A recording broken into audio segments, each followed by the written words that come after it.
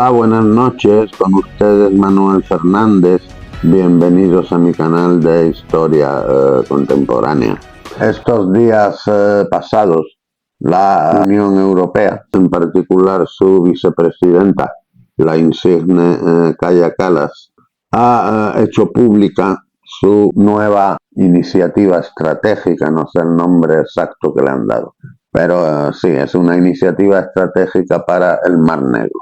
¿Cuál es el contenido de este documento? Bueno, parece ser que alguien se ha entretenido en contar los estados costeros del Mar Negro y ha visto que son 6, a saber, Rusia, Ucrania, Bulgaria, Rumanía, Georgia y Turquía. Y ha dicho, a ver, está Rusia, que bueno, está Ucrania, que es de los nuestros, está Bulgaria y Rumanía, que son países de la OTAN y de la Unión Europea. Está Turquía, que es país de la OTAN también y candidato a la Unión Europea. Y está Georgia, que es candidato a la OTAN y a la Unión Europea. Pues perfecto, 5 contra 1. Nos ponemos todos de acuerdo. Obtenemos superioridad sobre Rusia en el Mar Negro. En particular, nos intercambiamos información y nos enteramos de cualquier movimiento que haga Rusia en el Mar Negro. Así podemos enterarnos de cómo está evadiendo las sanciones, de muchas cosas. En fin, yo no sé si Kaja Kallas o quien haya hecho el documento ha pensado en que Turquía no es un país sancionado. No, Turquía era de la OTAN y candidata a la Unión Europea, pero no ha aplicado las sanciones de la Unión Europea. Seguramente habrán oído hablar de que Rusia está eludiendo las consecuencias de las sanciones gracias a China y la India, que le compran mucho petróleo. Bueno, es cierto, China es el país que más petróleo compra a Rusia, su segundo cliente es la India, pero se habla poco de que el tercero es Turquía. Turquía importa gran cantidad de petróleo de Rusia y en sus refinerías lo convierte en productos derivados, en queroseno, gasolina, gasoil, etcétera, etcétera. Y estos derivados del petróleo los vende a la Unión Europea. Es decir, ¿qué ha conseguido la Unión Europea con las sanciones a Rusia?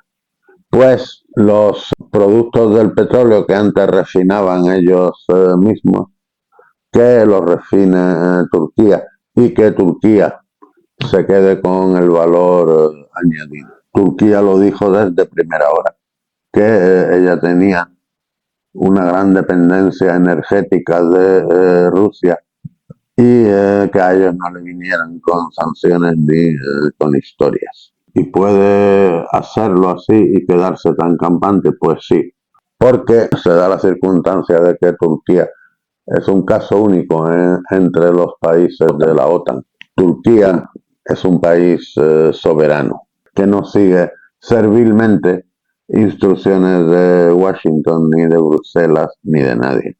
Y lo ha demostrado en numerosas ocasiones y de muchas maneras. Por ejemplo, cuando Bush, en 2003, con sus aliados ingleses y españoles, decidió invadir Irak, Turquía no solamente se negó a participar en la coalición, sino que no le permitió a Bush que usara su territorio para atacar a Irak. Otra cosa que dolió muchísimo a los americanos. Un buen día, Erdogan decidió adquirir misiles antiaéreos S-400 de fabricación rusa. ¿Y esto por qué motivo? Bueno, porque ser un país soberano implica que no haya otro país que pueda, cortándote el suministro de armamentos, de municiones, de repuestos, dejarte inoperante. Así pues, yo quiero diversificar mis compras de armamento. Esto fue durante la primera presidencia de Donald Trump. Conociendo a Trump, pues ya imaginan cuál fue su reacción. Ponerle sanciones y aranceles a Turquía. Fueron los primeros aranceles de Trump sobre el acero y el aluminio. Y las sanciones fue expulsar a Turquía del programa del F-35, el famoso caza de última generación americano, que no permitirle participar en él porque temía que transmitiese información a otra potencia, que en este caso es Rusia. Pero Erdogan encajó los golpes a pesar de que tuvo mucho que ver con una crisis económica que produjo devaluación de la lira, inflación y que todavía está padeciendo Turquía. Se mantuvo firme en su decisión. No solo eso, ha contratado con los rusos, concretamente con una filial de Rosatom, la compañía estatal rusa de energía nuclear, la construcción de una central en Turquía, que ya está terminada, está a punto de empezar a funcionar, para evitar tener los mismos problemas que está teniendo Irán, al que, por cierto, esta misma noche está atacando Israel, pero no he tenido tiempo de preparar un vídeo. Pues la central será construida, será operada, será todo el ciclo por los rusos. Los rusos enriquecerán en Rusia el combustible, el uranio, lo traerán, se llevarán los residuos. Y bueno, dicen los americanos, y esto lo hace para disminuir la dependencia que tienes de Rusia por el petróleo y el gas y no sé qué. Ahora tienes otra dependencia, mantenimiento de la central. Añadimos a esto que los S-400, por supuesto, necesitan munición y crean otra dependencia con Rusia.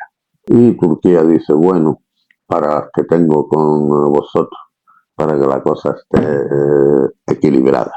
De hecho, hay una escuela de pensamiento en Estados Unidos entre los neoconservadores dentro del poder político americano, de que habría que expulsar a Turquía de la OTAN. Y entre los argumentos que he visto por ahí en artículos, dicen, es que es un país que no está dispuesto a soslayar sus propios intereses, aunque no coincidan con los nuestros, cuando le pedimos que haga algo. Es decir, así es como deberían hacer todos, ¿no? Empezando por Alemania, poner sus propios intereses por delante de los de una potencia extranjera y no dejar que te destruyan el Nord Stream 2, en el que has invertido una millonada, porque así les conviene a los americanos. Turquía, por ejemplo, en el tema de Siria, ha tenido muchos enfrentamientos con los Estados Unidos, principalmente por la cuestión kurda. Los Estados Unidos encontraron que los kurdos en Siria eran enemigos de Assad y por lo tanto buenos aliados potenciales. Mientras que para Turquía los turcos de Siria son aliados del PKK, de los kurdos de Turquía, y por lo tanto son terroristas. Y esto ha sido fruto de muchas fricciones con los americanos. Eso en cuanto a la OTAN. Solo añadir que cuando unilateralmente Turquía decidió invadir el norte de Siria, Macron dijo, hay que ver. Turquía, con esa iniciativa unilateral, está destruyendo la unidad de acción de la OTAN. Erdogan le dijo a Macron que no se había enterado todavía de cómo funcionaba la OTAN ni para qué servía.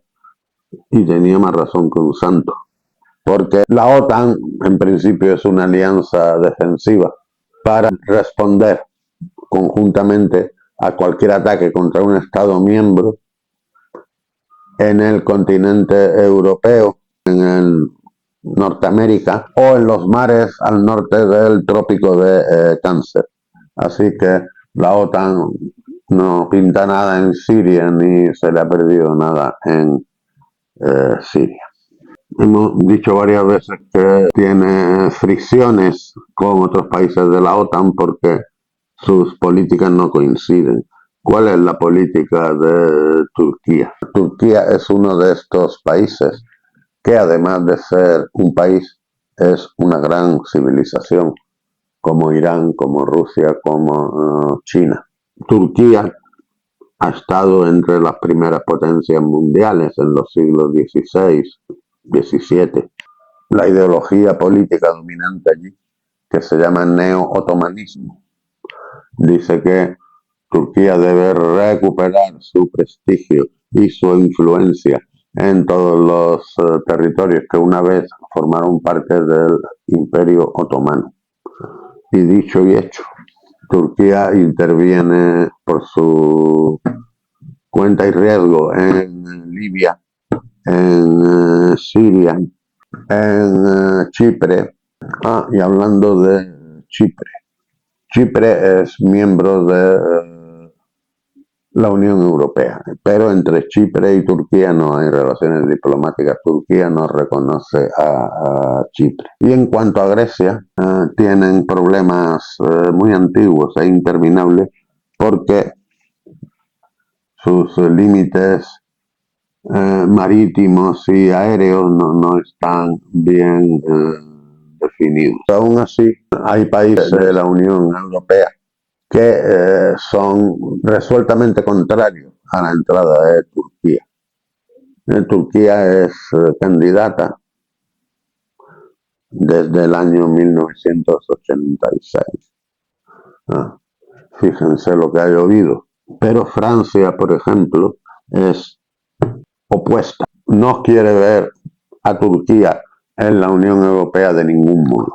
Chirac dijo que la entrada de Turquía en la Unión Europea se sometería a referéndum y la entrada de cualquier nuevo país también se sometería a referéndum. Ya pueden imaginar el resultado del referéndum. Sarkozy dijo que Europa no puede ser una cosa arbitraria ni abstracta, que hay que fijar los límites de Europa. Y Turquía mayormente está fuera de Europa. Macron tampoco siente ningún afecto por Turquía. ¿A qué se debe esto? Bueno, principalmente el problema que tienen en Francia con la inmigración.